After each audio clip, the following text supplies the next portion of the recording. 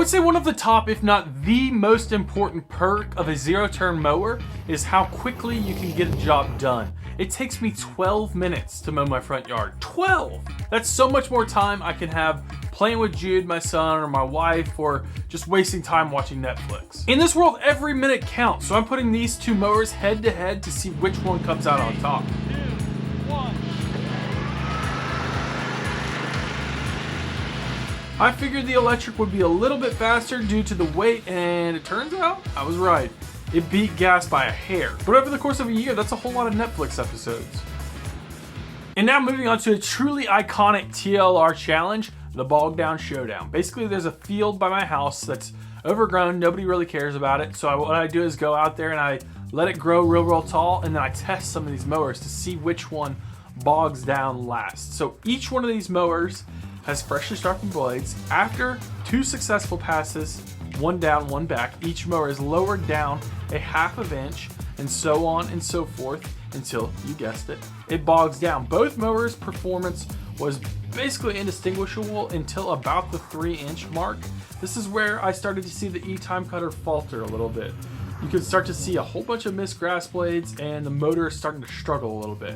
The gas-powered TimeCutter never even as much hiccuped throughout the entire test, all levels. That TimeCutter actually eventually died at the 2.5-inch mark, about halfway through. The gas actually never ended up bogging down, even at 2 inches.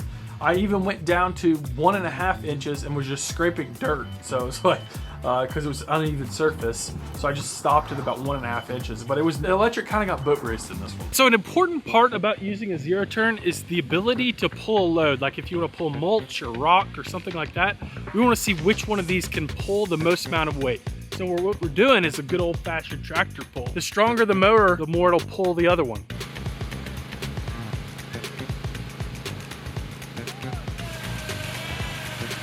I mean, honestly, this one should come as no surprise to you. The gas obviously has a good bit more pulling power than that electric model.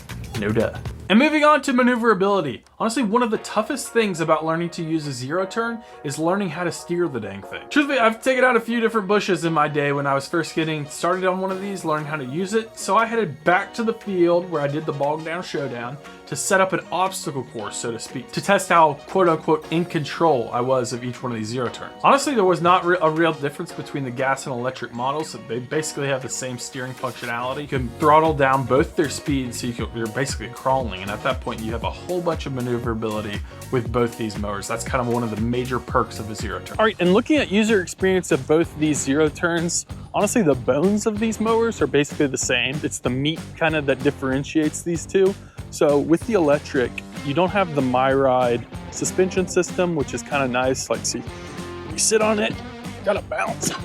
You know, it bounces with the variation in turf. You don't have that with this particular model of the electric. You don't have to worry about gas. You don't have to worry about tuning it up at the beginning and end of each season. All you have to do is basically sharpen the blades and charge the batteries, and then you're good. So obviously it's a little bit more involved with the gas equivalent.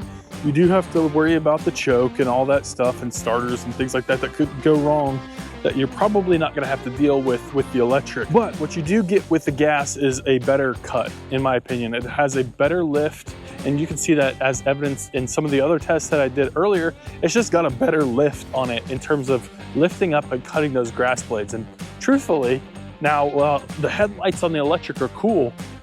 To me, I'm like, how well does it cut grass? And truthfully, I would say that the gas cuts better. It's a more enjoyable experience because it cuts better than the electric does. So yeah, guys, in summary, I'm not gonna tell you to spend $2,000 or more on a mower that you can use less and doesn't cut as well. That's just the bottom line. The gas in the zero turn space is still superior to the electric. I mean, I put these things through the paces for about 2 months so that I could give you a true, honest answer there. If, though, you're looking in the push mower space, that question gets a little bit more interesting. And I put together a gas versus electric comparison here. And then one of my favorite videos I've ever done is right here too, if you want to check out some more TLR content. Until next time, keep cutting. We'll see y'all again. Peace. Peace.